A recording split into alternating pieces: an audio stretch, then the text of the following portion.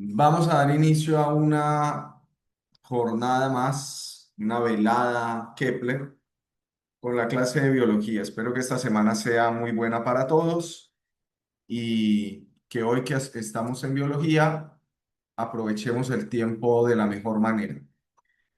Voy a proyectar y me cuentan si la pregunta que voy a proyectar, que está proyectándose, ya la hicimos o si de pronto no la hemos hecho para trabajarla.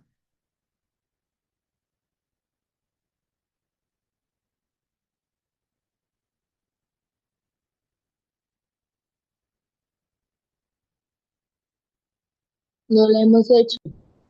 Todavía no, ¿verdad? Habíamos quedado la última clase, habíamos quedado en esta, en la Profe, tasa metabólica. profe, esta ya la hicimos. Por eso Esta la habíamos hicimos, quedado profe. allí, ¿cierto? Otra No, también. no, no, no, profe, en la parte de lo de los tumores, de una de las respuestas.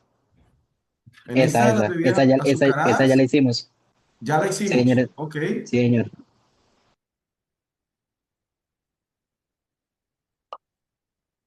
Creo que nosotros vamos por esa. listo. Pero eso de los carros no lo hemos hecho. La del carro Ah, es de física. física. Solamente voy a tratar las de biología, ¿listo? Porque pues, aquí son transformaciones de la energía, igual es muy sencillita, pero... ¿Ustedes están trabajando este mismo material con los otros profes? Sí.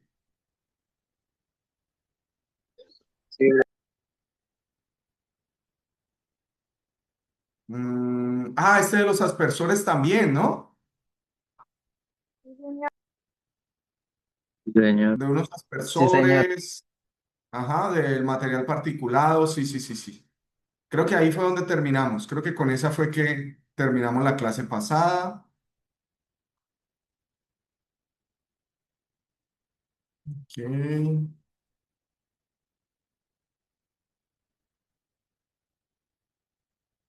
pasa por acá. Ah, no, también hicimos También la hicimos ya, pero también la hicimos, sí, señor. Esta sí no me suena que la hayamos no, esa hecho. no, esa no. No, profe, esa no la hemos hecho.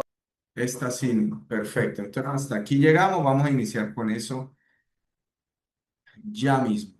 Entonces dice así.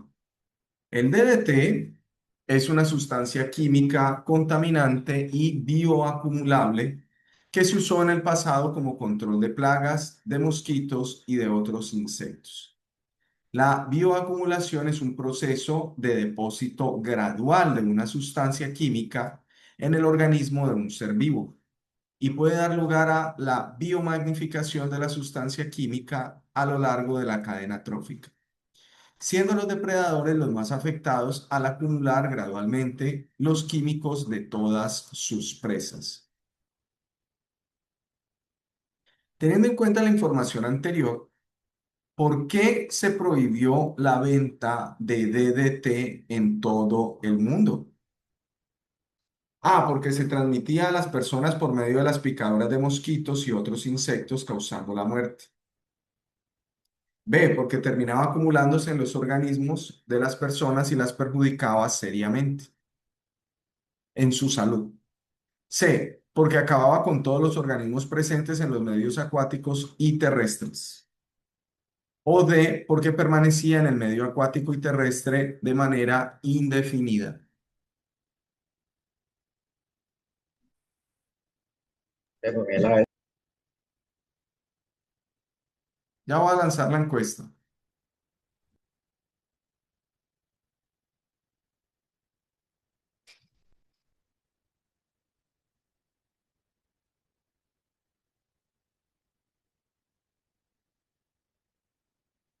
El DDT es una sustancia química constantemente y bioacumulada,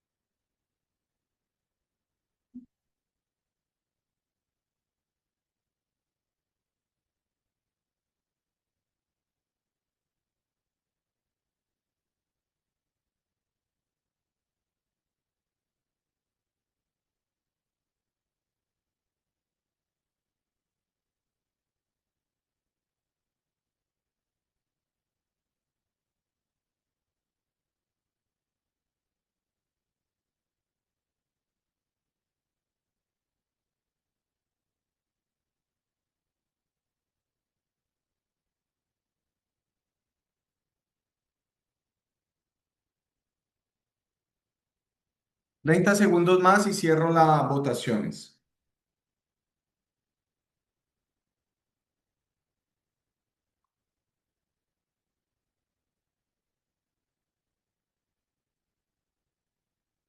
Dime, Jerónimo.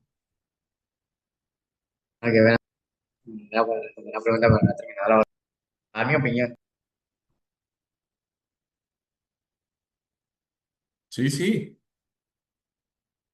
Ah, ya ¿Quieres cerró responder la votación, pues. pregunta ahorita? Ya cerró votación. Ok, dame un segundo entonces, cierro la votación. Ya estoy por cerrarla y listo. Dale, Jerónimo. Pues, bre, la verdad, para mí la respuesta es la B, porque, ¿de qué dice? Porque termina acumulándose en la salud, porque termina acumulándose en los organismos de las personas y las perjudicaba seriamente en su salud. ¿Por qué leí esa? Porque según el texto, pues eso era como un depósito, como una sustancia que se iba pasando entre seres vivos, ¿no? Primero desde los medios, bueno, entre cada vez hasta llegar al humano, que es el depredador máximo, el que está arriba en la cadena alimenticia. Entonces, pues dice que luego ellos acumulaban todo lo que de los demás animales, de lo que procedía antes, entonces por eso elegí esa, porque los humanos al final es el mayor depredador y pues terminan acumulando todo lo que viene de esa sustancia química contaminante. Entonces por eso elegí la B. Eso es, muy bien. Ahí tenemos una cadena trófica que en últimas también se podría ver como una especie de pirámide en la que el DDT entra tanto en medio acuático como en medio terrestre, se fijan los productores, en el medio acuático los productores son el plancton, en el medio terrestre las plantas, las pasa inicialmente al consumidor primario, en este caso los peces, consumidor secundario, un pez carnívoro, y finalmente al humano. Y por el otro lado, pues al ganado y luego a nosotros. El DDT fue un pesticida, insecticida que se utilizó durante mucho tiempo, hasta hace muy poco, hasta hace una década aquí en Colombia. Se No sé, sabía que prefiero. daba problemas, por Eso es lo ejemplo, que en ella las me dice, que no mujeres se le que escucha. estaban en embarazo, Llevo podía mucho hacerlo. generar De audífono. defectos congénitos Esta en mierda no los sirve. bebés. Pero tiene corneta. Eh, No, eso no te las tiene, no, mira. Puedo tocar con el t-shirt. También se sabía que podía generar, como ya lo dice allí, problemas a nivel Bueno, de sí, pero no. organismo. Todo lo que sea bioacumulable se No se va a escucha, no generar entiendo. sobre todo en músculos, se va a quedar en músculos Pues y en no grasa. tiene Entonces muchos de audífono. estos Eso póngase problemas aquí el terminaban maldito. entrando al cerebro, acumularse en estructuras grasosas como nuestro cerebro, o a nivel de riñones, nivel de corazón, hígado, y pues generaba cáncer. Entonces por eso se prohibió a nivel del mundo. Ojo, recordemos de esto, bioacumulación es que los seres vivos lo acumulan, lo guardan en sus tejidos, como ya dije, en nosotros, en músculos y en grasa. Y biomagnificación quiere decir que cada vez que el nivel trófico aumenta, entonces va aumentando aún más la cantidad de ese contaminante en los seres vivos. Por ejemplo, démosle un número a plantas. Número uno. Las plantas son capaces de acumular uno de DDT, digamos 1 gramo por kilogramo o 1 miligramo por kilogramo de peso de la planta. Mientras que el ganado puede acumular, digamos, 10. Y el pez plantívoro también podría acumular, digamos, 5. El pez carnívoro 10. Y los humanos ya acumularíamos 20, 30 o 40. O sea, cada vez se va magnificando, va aumentando la cantidad de esa sustancia que está presente en uno de los niveles tróficos. ¿Se comprendió? Señor, Perfecto. Muchísimas gracias, Jerónimo, por tu Señor, aporte. Bueno, continuemos. Covalente, permafrost. Esto sí puede ser. Dice, el permafrost es una capa subterránea de suelo congelado que constituye un reservorio de más o menos el doble del carbono que se encuentra actualmente en la atmósfera. Debido al cambio climático, esta capa se ha ido descongelando a un ritmo muy acelerado y con ello se están liberando enormes cantidades de carbono a la atmósfera en forma de dióxido de carbono y gas metano, con lo cual se modifica la estabilidad del ciclo del carbono en el planeta. De acuerdo con lo anterior, ¿qué consecuencias podría traer para el equilibrio del medio ambiente o de los organismos una mayor liberación de carbono a la atmósfera? A. Que al derretirse la capa de permafrost quede mayor cantidad de suelo no congelado y que éste pueda ser utilizado en actividades humanas como la agricultura. B. Que al liberarse mayores cantidades de carbono, los seres vivos lo puedan asimilar y de esta manera se disminuya la cantidad de carbono en la atmósfera. C. Que al derretirse la capa de permafrost, se acelere el cambio climático debido a una mayor cantidad de gases de efecto invernadero en la atmósfera. Y D. Que al liberarse mayores cantidades de carbono a la atmósfera, aumenten los depósitos de carbono que pueden ser utilizados por los seres humanos. ¿será que puedo llegar un momentico? Sí, ahí voy.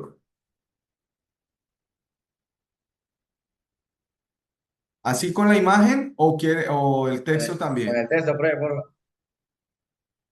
Ahí, Ahí va. pruebe.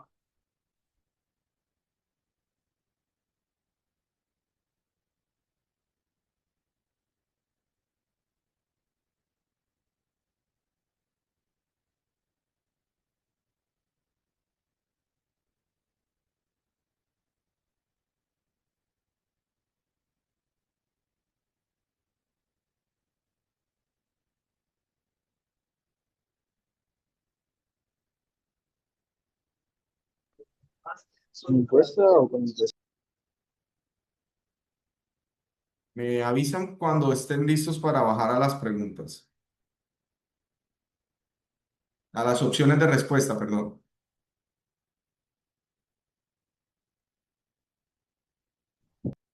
Ya puede bajar, por ¿Ya? Perfecto.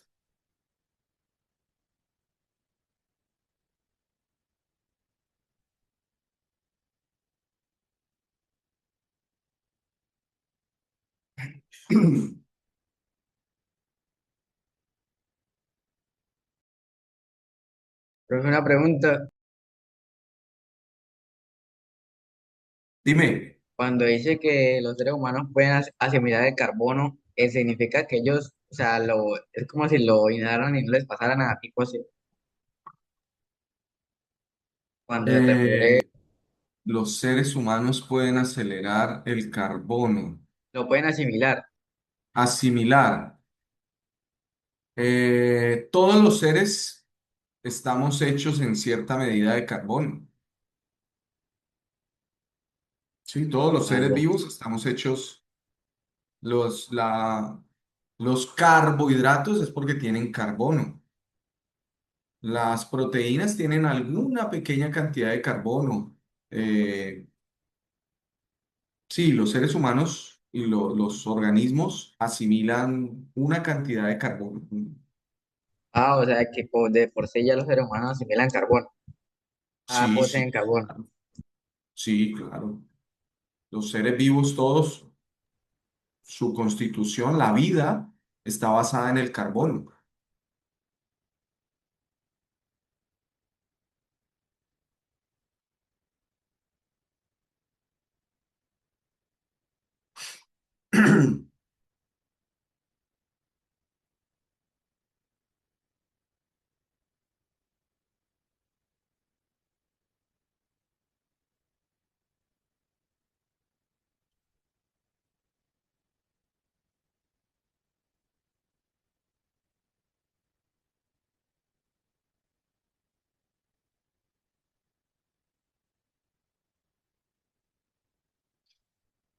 30 segundos más y cierro las encuestas.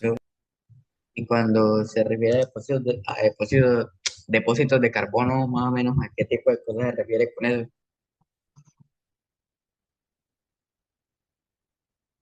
Los depósitos de carbono, mira, acá nos dice en el texto, nos lo menciona. Se están liberando enormes cantidades de carbono a la atmósfera. Ahí está. Mira, aquí está. Suelo congelado que constituye un reservorio de carbono. ¿Un reservorio qué es? Como un almacena carbono, por decirlo así. Exactamente, un almacén.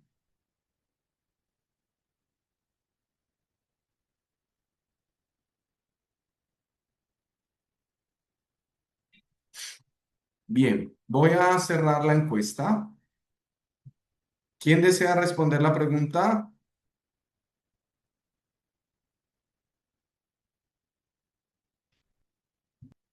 Profe, Yo, hágale, hágale. bueno, eh, ¿Tres? sí, sí. Eh, yo opino que primero que todo es la C, porque dice que al derretirse la capa de permafrost se acelera el cambio climático debido a mayor cantidad de gases de efecto invernadero de la atmósfera. Arriba en el texto se menciona que la permafrost es una capa que está, puedes subir un poquito al texto, por favor? Ajá, Es una así es. capa que necesita mucho carbón para derretirse. Entonces, cuando esta capa se derrite, acelera más las cantidades de gases al efecto invernadero en la atmósfera, que aparece arriba en el texto. Ok, aparece arriba en el texto, sí. Efectivamente, permafrost quiere decir permanentemente congelado, ¿cierto? Permanentemente congelado. Eso es lo que quiere decir el permafrost. Y esto se trata de una serie está cerca de los polos, está en Siberia, está en Canadá, muy cerca de los polos. Son unas tierras donde antes existieron unos bosques enormes, gigantescos, y se acumuló algo que se llama turba, que se llama eh, olla, que es básicamente carbono, pero no en forma de carbón como tal, como el que quemamos, pero casi, muy similar a eso. Y además, también ese carbono está mezclado con metano, con un tipo también de carbono que es gaseoso, con el metano, que es el que quemamos en nuestras casas para la estufa. Cuando viene por gas natural, quemamos metano. Y el calentamiento global lo que está haciendo es que ese permafrost se vaya derritiendo y por lo tanto se libere tanto CO2 como metano, que a su vez aceleran el calentamiento global y, por supuesto, ponen el ciclo a funcionar mucho más rápido, porque miren que allí a la derecha de la imagen nos muestra aumento de la temperatura debido al dióxido de carbono y metano. La flechita nos muestra el calentamiento de las aguas oceánicas y del hielo del permafrost, aumentan los niveles de metano liberados en la atmósfera. Se libera más metano, aumenta la temperatura, se libera más metano y así sucesivamente. Entonces, eso se llama un efecto bucle. Algo que sucede aumenta lo que sigue y eso a su vez aumenta lo anterior.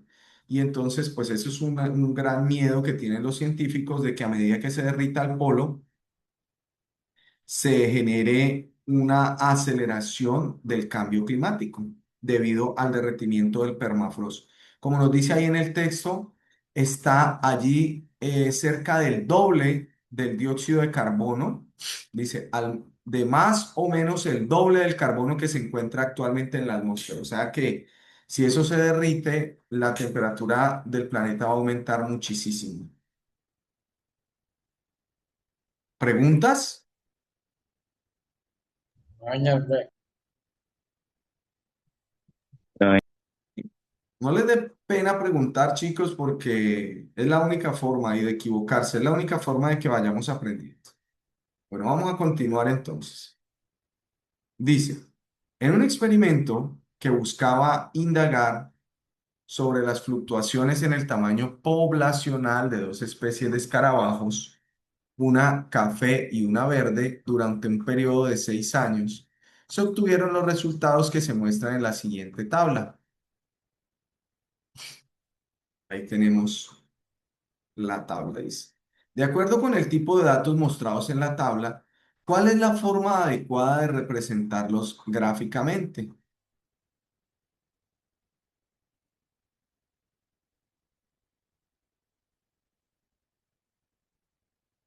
Ya vuelvo a los datos.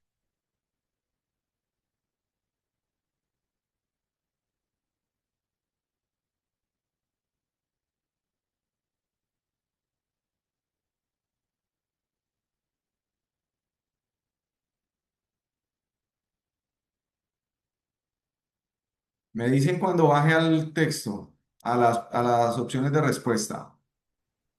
Ya puede bajar, profe. ¿Seguros todos? Bueno, ahí vamos. Puede subir un momento de nuevo, profesor. ¿Perdón? Puede subir de nuevo. Claro.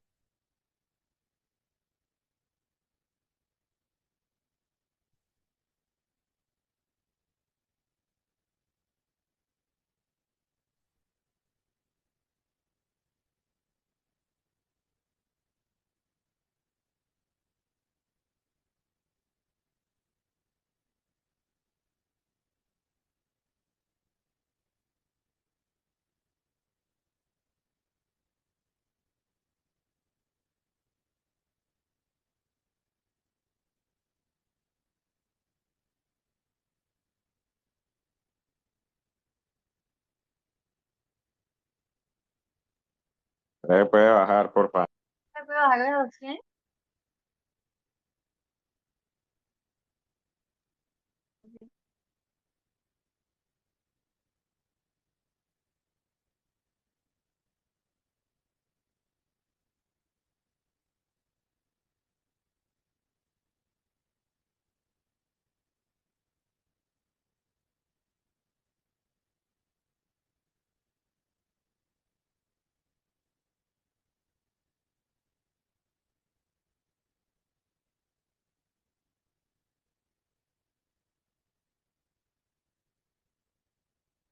Treinta segundos y cierro la encuesta.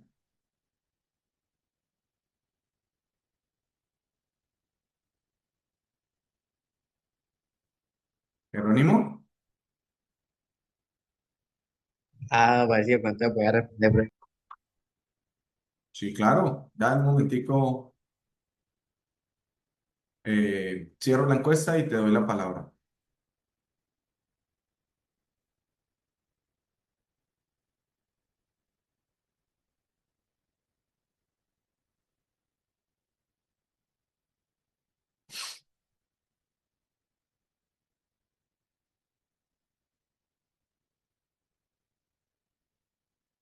Bien, vamos. Jerónimo, quería responder, ¿no? Ah, sí, profe, sí, señor, sí, señor. Y, profe, la verdad, para mí, la respuesta es la B, porque en la tabla de datos, pues se muestra más o menos cómo iba disminuyendo o aumentando la población de ambos tipos de escarabajo en un periodo de 6 años. Entonces, pues, para mí es la de porque, o sea, es lo que explica de mejor manera cómo va disminuyendo o aumentando esa población a lo largo de esos años. Siento que explica mejor que la respuesta, o sea, que uno, o sea, así a simple vista, pues, se ve como con más orden y más fácil de entender, de acuerdo a los datos de la tabla. Ok. Bueno, aquí, como pueden ver, muchas personas escogieron la A, algunas escogieron C y hubo un par que escogieron D. Bueno, de todas las respuestas, la que está prohibida en estos casos, prohibida completamente, es La D. Esa opción es prohibida. ¿Por qué? Porque miren que aquí nos está hablando de porcentajes. Porcentajes. No nos está hablando de un comportamiento. Siempre yo les hago énfasis en algo, chicos. Cuando me hablen del comportamiento de los datos, ¿sí?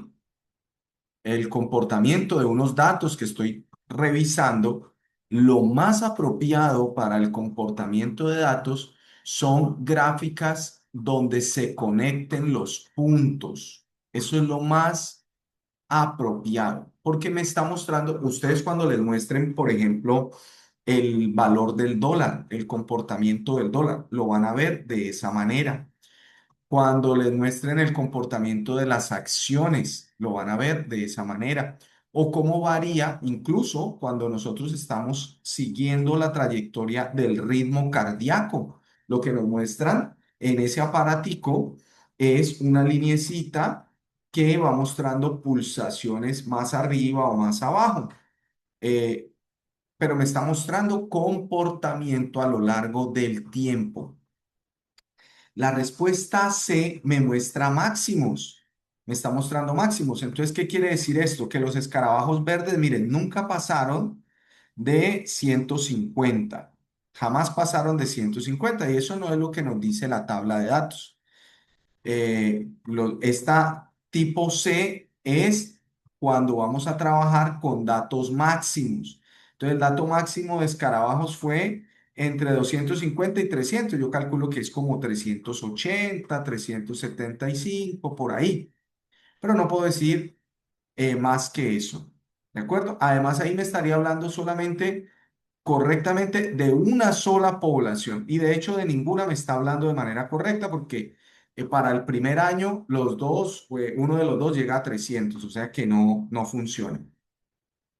Y la A, que es la segunda opción más marcada, está bien, tiene cierta coherencia con los datos, pero no me muestra el comportamiento. Recuerden, el comportamiento se va a señalar en ciencias, en matemáticas, con unas líneas. Se va a marcar entonces esas líneas de comportamiento que me van a permitir a mí hacerme una idea de cuál ha sido la variación a lo largo de eh, sí, del tiempo. ¿De acuerdo? Sí, Bien, Señor, continuemos entonces. ¿Alguna pregunta? es que de pronto, pues, como la A y la B, pues, o sea, ambas opciones, pues, son válidas, ¿no? Pero uno se puede confundir, pero pues igual si uno mira la pregunta, pues más o menos con la de usted puede entender Sí. el comportamiento de los datos a lo largo de los años, de la población de ambos especies de escarabajos. Ujú. Así es. Ambos coinciden, no, visualmente coinciden, sí, pueden coincidir, pero recordemos, tiene que estar unido con líneas cuando me hablen de comportamiento. Debe estar unido por líneas. profe, hay una Eh, pregunta, qué pena. ¿En qué caso o momento se usaría la tabla del opcional? ¿En qué caso se utilizaría cuál? Perdóname. La de la tabla del opcional. La de la opción A. Sí, señor. ¿Sí? Cuando me dicen, por ejemplo, ¿cuál fue el número año por año? Pero no me están hablando de comportamiento.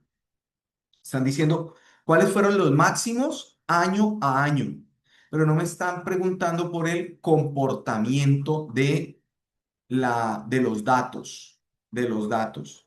Ah, entonces como por cosas Porque fijas. sí, aquí mira que hay, perdóneme, aquí hay una palabra clave. Sí, yo creo que esto tal vez fue lo que yo me estaba pasando y por eso de pronto no me seguían tanto. Dice indagar sobre las fluctuaciones. Las fluctuaciones son los cambios a lo largo del tiempo. ¿Sí? Entonces, debido a esa palabra fluctuación, a esos cambios, yo estoy haciéndole un seguimiento a los cambios, no estoy mirando solamente los máximos. La A me dice los máximos, me habla de máximos históricos, pero no me está hablando de cambios, no me está hablando de las fluctuaciones. Ah, ok, sí, señor. Vale, muchas gracias. Dale, gracias a ustedes porque mire que me permitieron darme cuenta de que no estaba tomando en cuenta ese dato tan importante que es la palabra clave, las fluctuaciones. Bien, sigamos entonces.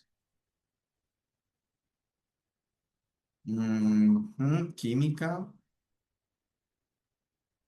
Ah, ok, esto es CTS. Esto es entorno CTS. Aquí vamos a poder encontrar preguntas de biología, de física, de sociales, todo está mezclado aquí, que recuerden que es ciencia, tecnología y sociedad. Entonces todo está mezclado. A veces tiene más componente social, a veces tiene más componente físico, a veces tiene más componente químico, va a depender. Cuando nos encontramos este tipo de preguntas, yo recomiendo que no veamos todo el contexto inicialmente, no leamos todo el contexto. Vamos directo a la pregunta. ¿Esto con qué fin, chicos? Digamos, si estuviéramos en el caso de responder todo el cuestionario pregunta a pregunta, aquí llevaríamos 33 preguntas, llevaríamos algo así como una hora de trabajo más o menos, quizá un poquito más. Muchas preguntas, ya mi capacidad de memoria se ha ido saturando de cosas, entonces yo lo que intento es liberar capacidad de ancho de banda en términos de memoria. Si yo me lleno de datos al principio, después todos esos datos me van a frenar el razonamiento más puntual. Entonces, ¿qué hago? Voy directo a la pregunta, reviso de qué se trata la pregunta. De pronto a veces no necesito todo el contexto para responderla. A veces sí, muchas veces sí, pero ya sé de qué me están preguntando y puedo ir directamente al texto a buscar puntualmente de qué se trata. Puedo ir a hacer una técnica que se llama scanning, que es donde busco palabras claves, o skimming, que es donde leo rápidamente de qué se trata, me hago una idea, y si con eso puedo responder, pues perfecto. Dice así entonces, de acuerdo con el esquema de Wi-Fi, zonas comunitarias, ¿cuál de las siguientes razones puede argumentar la necesidad de conectar el cable de fibra óptica? El cable de fibra óptica es el que lleva la corriente a las antenas. B, el cable de fibra óptica es la única forma de comunicarse con Internet. C, el cable de fibra óptica es una segunda forma de conectarse con Internet. Y D, el cable de fibra óptica llega a cada antena y repite la señal de Internet. Difícilmente en ese momento puedo contestarlo, así que me va a tocar que volver a todo el esquema, a leer a ver qué es lo que pasa. Vamos a ver cómo es la cosa. Un ingeniero investiga cómo se dará la transmisión de información para que en su pueblo se conecte a Internet. Él encuentra que esto ocurrirá a través de la integración de dos tecnologías. Un cable de fibra óptica por el que se transporta la información desde Internet hasta la antena principal del pueblo. Un grupo de antenas que emiten y reciben la información por medio de ondas electromagnéticas, antenas Wi-Fi. ¿Hay personas que ya pueden responder la pregunta o no? No, creo que todavía no. ¿No? No, no, aún No, no. no, no, Aún no se puede responder. Ok. Ambas tecnologías se comunican con la antena principal en la cabecera del pueblo, que repite la señal a otras antenas ubicadas estratégicamente en las plazas y zonas comunes, como se muestra a continuación. Ahí está, el esquema de zonas Wi-Fi.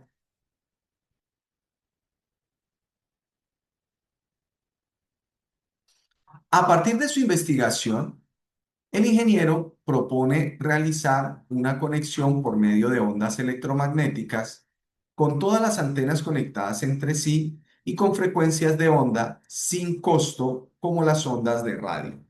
Su propuesta se llama Megazonas Wi-Fi y se muestra en el siguiente esquema.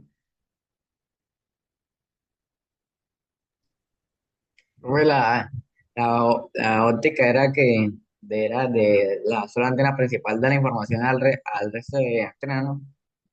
Vamos a volver a ver qué es lo que dice. El cable de fibra óptica por el que transporta la información desde Internet hasta la antena principal del pueblo.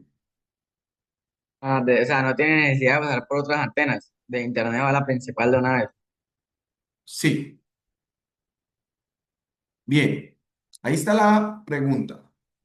La vuelvo a dejar y abro las encuestas. Puedes subir un poquito la imagen de lo de la mega wifi. ¿Ese? Ay, ay, señor. Perfecto.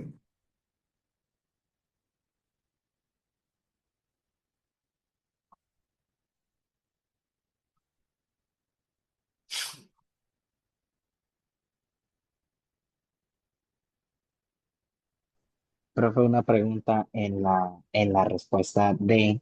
Dice, el cable de fibra óptica llega a cada antena y repite la señal de internet. Cuando dice repite la señal de internet, no, ¿cómo así? Existen algo que se llaman repetidoras. Es como, ¿tú has visto las antenas de telefonía móvil? Ellas tienen, la señal viene desde alguna fuente muy larga. Por ejemplo, si yo hago una llamada de Bogotá aquí. Allá en Bogotá, la persona va a recibir mi señal gracias a que de aquí de donde yo la estoy enviando, esa señal va a empezar a golpear antena tras antena hasta llegar a Bogotá. O si es satelital, pues viaja a un satélite y del satélite baja a Bogotá otra vez y me conecta. Puede ser por cualquiera de esas dos vías. Una También puede pregunta. ser a través de fibra óptica, que es un cablecito especial que tiene unas velocidades enormes y pues todo es cableado, no inalámbricamente como el Wi-Fi. El Wi-Fi es inalámbrico, es una antena inalámbrica. Y y la fibra óptica es un cablecito como tal. Ah, ok, vale, señor. Muchas gracias. Según la imagen, el internet es que no va bien porque parece que el internet solo se repartiera una sola antena. Porque ahí hay una que dice red fija, ¿sabes? Con red fija, ¿a qué se refiere esa sola antena?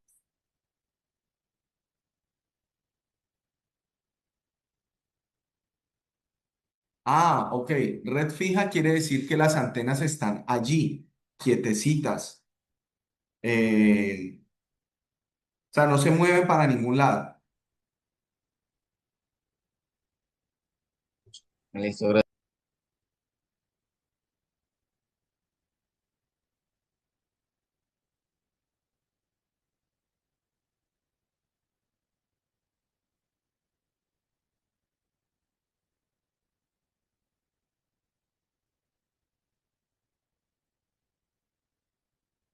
¿Listo? Bueno, vamos a ver. Voy a cerrar las votaciones ya.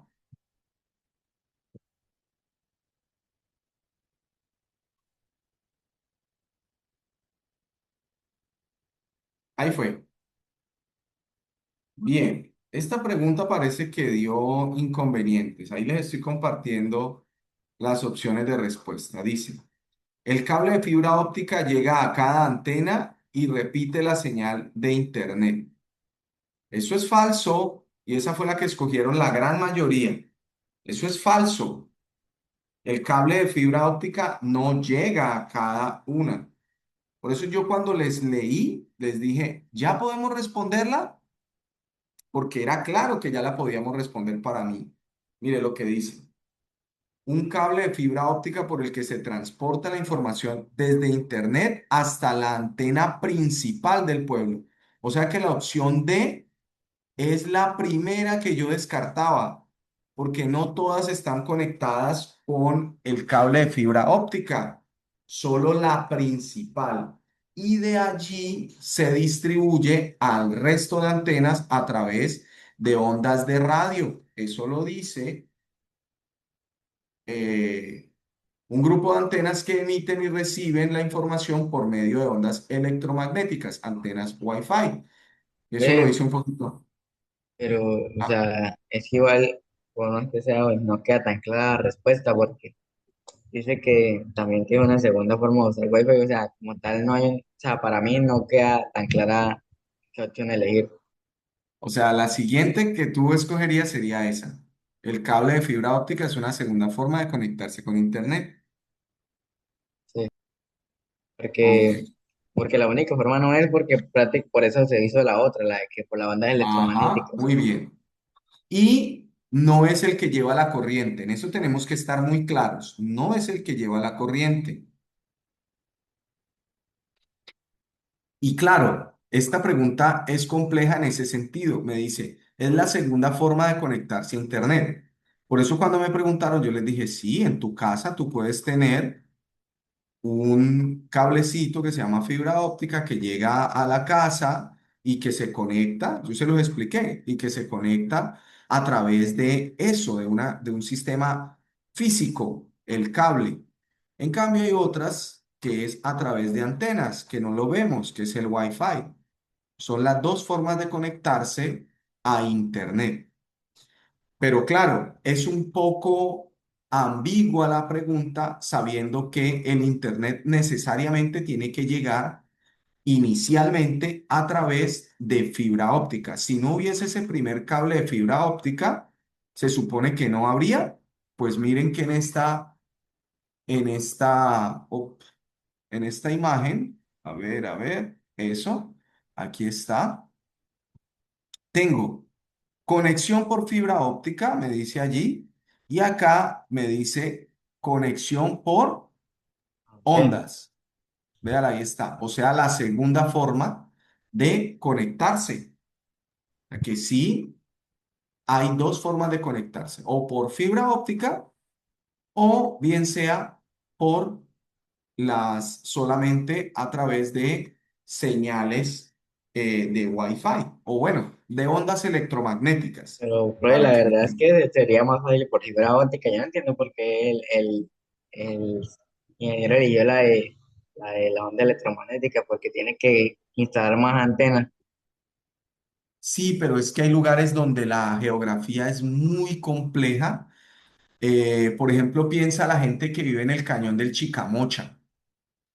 Esa geografía es supremamente compleja para llevar cableado a todo lado. Las casas están muy lejos unas de otras, eh, son muy pendientes, hay riesgo de derrumbes y todo esto ocasiona que se encarezca aún más el servicio, mientras que por antenas, yo pongo antenas en varios lugares y ya garantizo que a todas las casas les llegue y es más estable el sistema. Ah, ya, ya, listo. Vamos con la segunda. En una encuesta aplicada a la población, se resaltó que dibujar, perdón, se resaltó que dibujar en el esquema la conexión entre las antenas es una fortaleza en la comunicación de la propuesta de las megazonas Wi-Fi. ¿Por qué mostrar la conexión entre las antenas es una fortaleza en la comunicación? A, porque se puede deducir que cada antena se comunica con una sola antena y de esta manera lleva la señal. B, porque de acuerdo con la conexión entre las antenas, se puede determinar qué frecuencias usa cada una de ellas. C, porque puede haber cuantas antenas se necesiten para llevar la señal de Internet a la escuela. O D, porque ilustra cómo pueden conectarse varias poblaciones entre sí y con una señal muy estable. Ustedes me dirán si es necesario que regrese a la imagen. Ah, pero pues, para mí, la debo.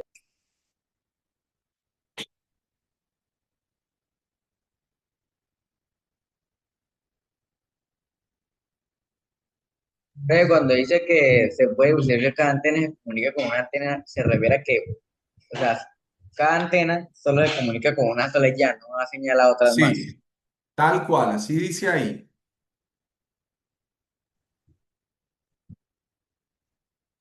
Si quieren, vuelvo a la imagen anterior. Seguro de forma. Veanlas, ahí están.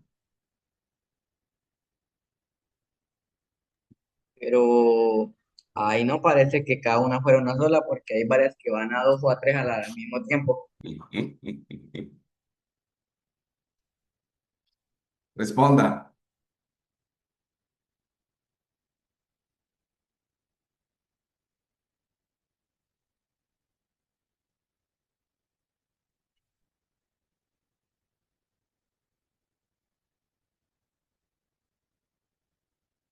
30 segundos y cierro la encuesta.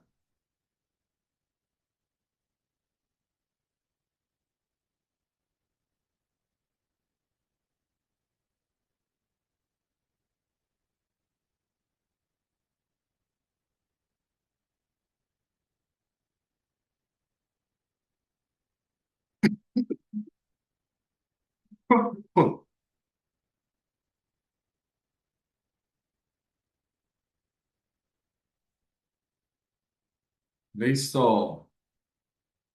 A ver, ¿quién quiere responder? Yo, pero a ver si esa vaina me quedó bien o me quedó mal. Hágale. Pues, bre, la verdad, para mí es la E. ¿Por qué? Porque la A, pues, con la imagen que acabo de ver, pues no es porque, pues, cada antena hay muchas antenas que van a dos o a tres antenas a la vez. Entonces, la que va uno por uno, pues no puede ser. Este, de por qué de acuerdo con la conexión entre las antenas se puede determinar qué frecuencias usa, pues no siento que eso sería una fortaleza para la comunicación, porque de por sí, pues sí dice que muestra la frecuencia, pero que creo que entre más, pues tiene más cobertura, ¿no? Pero pues siento que no es tanta fortaleza, y porque se puede saber cuántas antenas necesitan para llevar las niñas a internet a la escuela, o sea, ¿qué persona, pues, desde mi punto de vista, no se va a poner a contar antena por antena a ver cuáles de esas va a ir a una escuela? Y creo que, pues, si bien creo que no aparecían muchas, era más las zonas rurales. Entonces, pues, para mí se debe porque ilustra cómo pueden conectarse varias poblaciones entre sí y con una señal muy estable, porque muestra que las antenas iban a todos los sitios del pueblo, ¿no? Y también que, Ujú. pues, que tenían señal estable, porque dice que tenía frecuencia entre 928 MHz, creo que es, y los 5850, o sea, que igual muestra la cobertura y que va a todos los sitios del pueblo. Muy bien. Excelente. Eso era. Muy bien. Sí, yo ahí, por ejemplo, yo no, el sistema no está únicamente para la escuela. Claro que la escuela se va a ver beneficiada, pero no es solamente para la escuela, es para toda la población. Por eso la opción que dice que para que sea para la escuela, pues no. Una sola antena tampoco se comunica con una antena no se comunica solamente con otra sola, no, comunica con varias. Muy bien, excelente. Esto tiene que ver con física. eh, ¿Qué dice?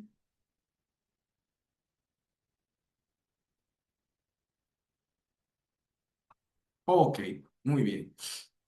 Dice, en el esquema megazonas Wi-Fi, ay, madre, perdón. En el esquema megazonas Wi-Fi, el ingeniero sugiere utilizar dos grupos de ondas, en donde se observa que la frecuencia de las ondas del grupo 2 es aproximadamente 5 veces mayor que la del grupo uno. ¿Cómo serían las ondas de estas frecuencias?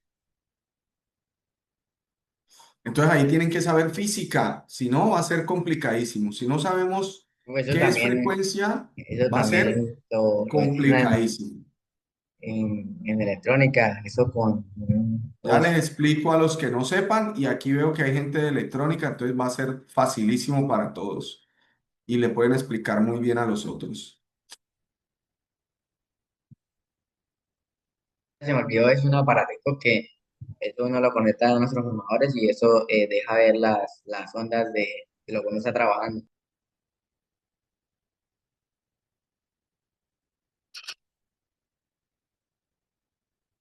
Se llama multímetro.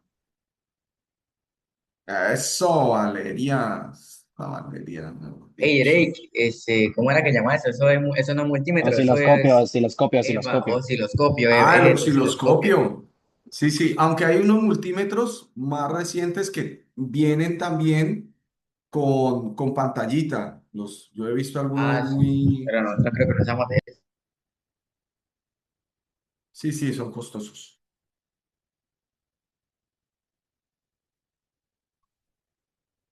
Bueno, ahora sí, esta gente que se luzca en la explicación de las ondas. ¿Cómo es que se responde esta pregunta? A ver, para que todos sepan de la forma más fácil de cómo llegar a la respuesta. Voy a cerrar ya la encuesta.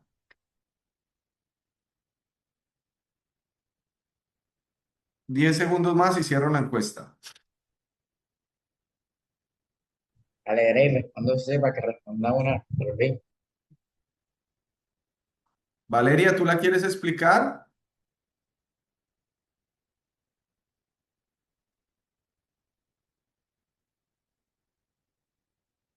Profe, pues, ¿será que yo lo puedo responder? Hágale, por supuesto. Ahí fue. Bueno, profe, ahí arriba dice que en donde se observa que la frecuencia de las ondas del grupo 2 es aproximadamente 5 mayor que la del grupo uno. Entonces, acá podemos descartar prácticamente dos, la B y la C, porque la B en el grupo uno, la frecuencia son mayor en el grupo uno que la 2. Y lo mismo, y la C, pues, no, pues yo diría que no tienen nada que ver porque ninguna es como más frecuente que la otra. Yo diría que es la Ah, D. ¿Por qué? Porque si usted se da cuenta, la A es una similitud a la del grupo, la del grupo uno, el grupo 2 tiene una similitud. Y la D, pues yo diría porque ahí nos está diciendo que la onda del grupo 2 es aproximadamente 5 veces mayor, o sea que se mueven con más intensidad prácticamente. eso es lo que nos faltaba decir, Drake. Porque si yo no sé qué es la frecuencia, entonces yo no me acuerdo qué es frecuencia. ¿Cómo yo en ese montón de líneas ahí, en esas curvas, eso, yo qué voy a saber qué es la frecuencia? ¿Cómo hago para identificar la frecuencia? Yo no sé cuál es la frecuencia, entonces ¿cómo sé qué es? ¿Cómo le explicamos eso a los que no saben? La Eh, frecuencia no es el tiempo que La, se fre- demora en hacer completamente la onda Ese su es el periodo. periodo. la frecuencia no es el número de veces que se repite un ciclo. Exactamente, en un tiempo, ¿no? Entonces, aquí nos damos cuenta, por ejemplo, que entre la cresta, eso se llaman crestas, esto de aquí, lo voy a señalar acá. Esto de acá se llama cresta y esto se llama valle y este pues es el punto intermedio. Entonces resulta que mientras de una cresta a otra, eso sería un ciclo, ¿cierto? Entonces en el grupo 2 para esta gráfica hay dos, digamos, dos ondas, ¿sí? Hay dos ondas que serían desde el punto inicial hasta el centro de la gráfica y desde el centro otra vez hasta el final. Solamente hay dos. En cambio, en el grupo uno hay un montón. Por lo tanto, la frecuencia del grupo uno en esta gráfica es muchísimo mayor. Tiene mucho más número de ondas en el mismo tiempo. Drake nos explicaba que no tenía sentido esa porque el grupo 2 dice que debe ser 5 veces mayor al grupo uno. Y claro, aquí en el grupo uno yo tengo dos y acá vamos a ver cuántas voy a tener. Una, dos, tres, cuatro, cinco, seis, siete, ocho, nueve y 10. Mientras que en uno hay dos, en el otro hay 10. Quiere decir que es 5 veces mayor la Siempre, frecuencia. ¿Me lo hice que entender? eh,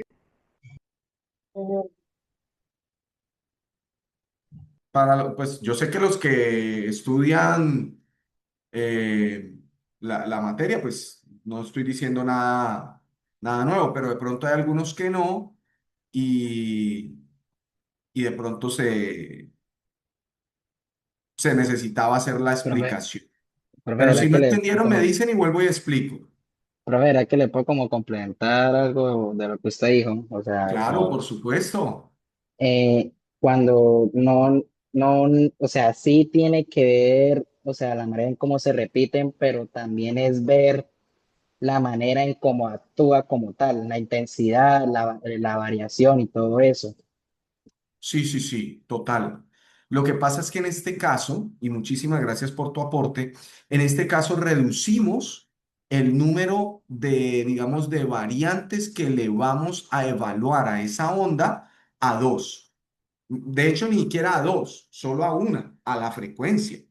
Nada más. A esa onda no le estamos ni siquiera mirando la amplitud, que nos podría preguntar por la amplitud, que es la distancia que hay entre la parte alta y la parte baja de la onda. No nos están preguntando por eso, única y exclusivamente nos están diciendo y por eso nos concentramos en la frecuencia, es decir, cuántas veces se repite la onda en un periodo de tiempo. Eso es básicamente la frecuencia. ¿Cuántas veces se repite en un periodo de tiempo? Recuerde usted la frecuencia cardíaca.